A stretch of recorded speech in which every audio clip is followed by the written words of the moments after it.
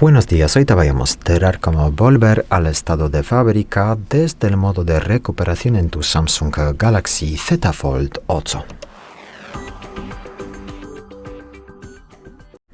Para empezar, hay que apagar nuestro Samsung, entonces botón encendido y bajar volumen a la vez hasta que nos aparezca el menú apagado y luego apagar dos veces. Después de eso, necesitamos conectar nuestro Samsung con un ordenador a través del cable USB tipo C. Y luego, después de conectar el cable, hay que mantener presionados a la vez encendido y subir volumen en este caso. Encendido y subir. En las versiones anteriores del sistema hay que conectar el cable, esperar hasta que aparezca el porcentaje de batería y luego mantener presionados los mismos botones. Conectamos el cable, los dos botones encendido y subir y esperamos hasta que nos aparezca en pantalla el logo de Samsung.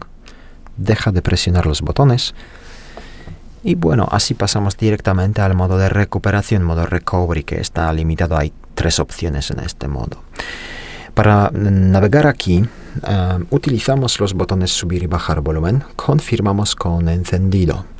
Y ahora pasamos a Wipe Data Factory Reset. Aquí en rojo en inglés pone que hay que quitar la cuenta de Google o de Samsung del dispositivo antes de pasar a Wipe Data Factory Reset. Es decir, si vuelves al estado de fábrica con una cuenta activada en el dispositivo, activas así llamada protección FRP. Eso significa que después, durante la configuración inicial, hay que confirmar el correo electrónico y la contraseña a la cuenta que estaba activada antes, ¿no? Antes de restablecer el dispositivo.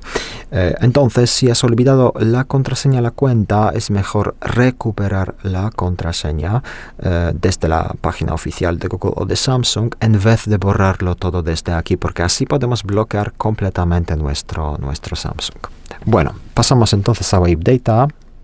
Luego leemos el aviso en rojo que está en español, pasamos a restablecer estado de fábrica, confirmamos otra vez y luego volvemos al menú. De este menú hay que seleccionar la primera opción, Reboot System Now. Entonces lo único que tenemos que hacer ahora es pulsar el botón encendido para confirmar Reboot System Now. Y ahora el dispositivo vuelve al estado de fábrica. Este proceso puede durar unos minutos, entonces hay que esperar.